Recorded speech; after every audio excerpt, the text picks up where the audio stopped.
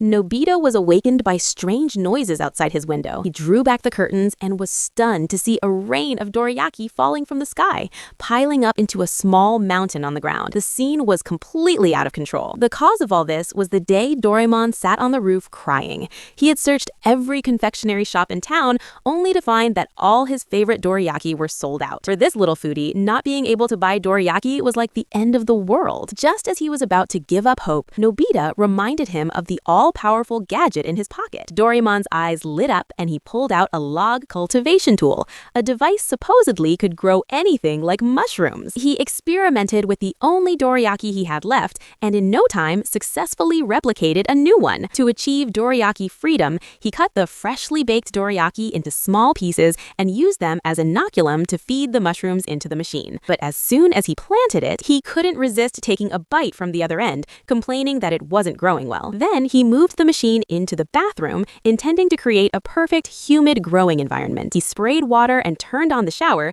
maximizing the humidity. Soon after, tiny dorayaki seedlings sprouted on the grower. When they returned, it was covered with golden, ripe dorayaki. The two happily celebrated in the bathroom, but the noise attracted Nobita's mother. His mother wouldn't let Nobita eat snacks and confiscated all the dorayaki. Doraemon, undeterred, decided to try again with his last remaining culture. But this time, the water flow was too strong, and the resulting dorayaki were all oddly shaped and inedible. After his first failure, he upgraded his equipment, moving the growing location to the wardrobe. This time, when they opened it, what grew wasn't a dorayaki at all, but a bunch of red poisonous mushrooms. Doraemon, refusing to believe it, insisted on taking a bite, only to breathe fire 3 feet high and nearly die on the spot. After the second failure, they moved the machine to a concrete enclosure outside, and this time it finally looked somewhat decent. The two happily ate it. The taste was good, but something felt off. Sure enough, after eating it, their bodies began to dance uncontrollably. Just then, Shizuka happened to pass by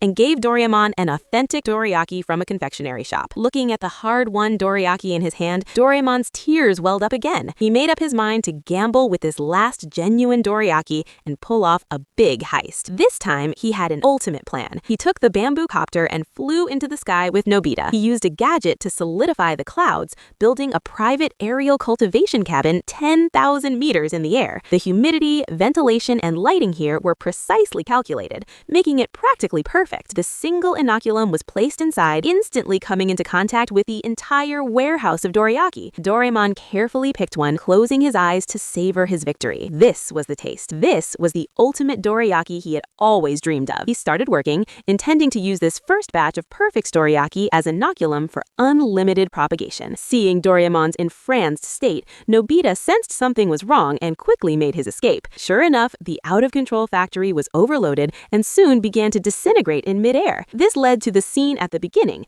Nobita found Doraemon in the Dorayaki Mountain, still heartbroken over his accomplishment. He tried to throw away the excess machinery, which triggered a new eruption of dorayaki. Dorayaki rained down from the sky like hail, forcing people on the street to scatter in all directions. Doraemon's attempt to achieve dorayaki freedom resulted in the entire world achieving it.